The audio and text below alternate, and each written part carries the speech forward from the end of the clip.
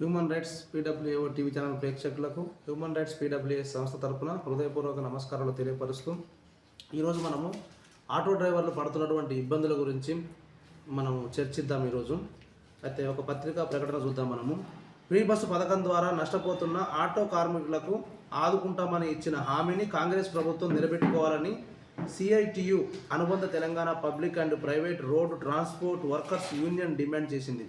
ఈ మేరకు ఎల్బీనగర్ చౌరస్తా వద్ద గల కుంటి జంగయ్య కాలనీలో బస్టాండ్ వద్ద ఆదివారం ఉదర రమేష్ ఆధ్వర్యంలో నిరసన వ్యక్తం చేశారు.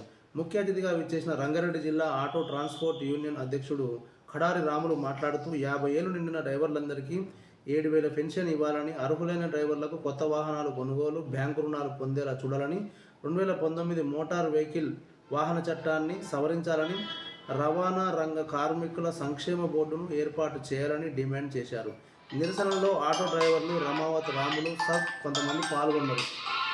ఓకే, ఇక మనం విషయానికి వస్తే, ఈ ఆటో డ్రైవర్ల విషయానికి వస్తే పాపం నిజంగా కూడా ఈ ఫ్రీ బస్సు ఒకటి గవర్నమెంట్ పెట్టడం వలన వాళ్ళు చాలా ఇబ్బందులకు గురవుతున్నారు.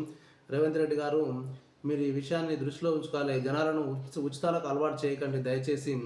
నిజంగా అర్హులైన వారికే చేస్తే బాగుంటుంది. మీరు ఉచితం అని పెట్టినారు. ఆ ఉచితం అనేది ఎవరు అర్హులు, దానికి ఎవరు ఎలిజిబిలిటీ అనేది కొన్ని నియమ నిబంధనల ప్రకారము ఆ ఉచితాలు పెడితే బాగుంటుంది తప్ప ప్రతి ఒక్కరికి ఉచితం అనేది పెట్టి మీరు ఈ ఆటో డ్రైవర్లను ఇబ్బందులకు గురి చేస్తున్నారు.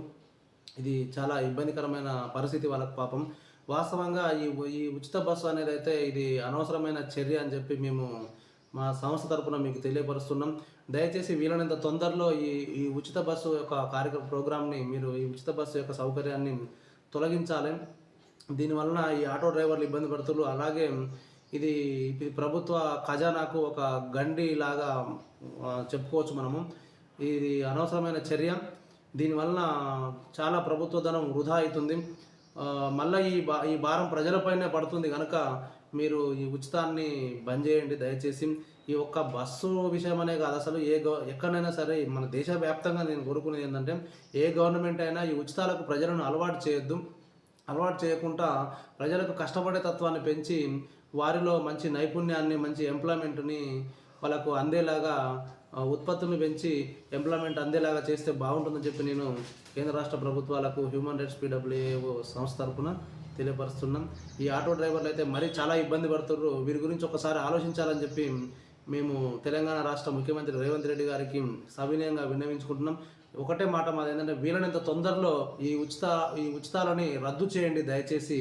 ఉచితాలను రద్దు చేసి నిజంగా ఉచితాలు ఎవరు ఎలిజిబిలిటీ ఎవరికి ఇవ్వాలి, ఏ పరిస్థితిలో ఉన్న వారికి ఇవ్వాలి అనే దాని మీద కొంతమంది మేధావులంతా మీరు కూర్చొని ఆలోచించి ఒక నిర్ణయానికి వచ్చి ఉచితాలు బంద్ చేసి ఈ ప్రభుత్వ ధనాన్ని వృధా చేసి రాష్ట్రాన్ని అప్పుల పాలు చేయొద్దని చెప్పి మేము హ్యూమన్ రైట్స్ పీడబ్ల్యూఏఓ సంస్థ తరపున మీకు తెలియపరుస్తున్నాం. థ్యాంక్ యూ, ధన్యవాదాలు.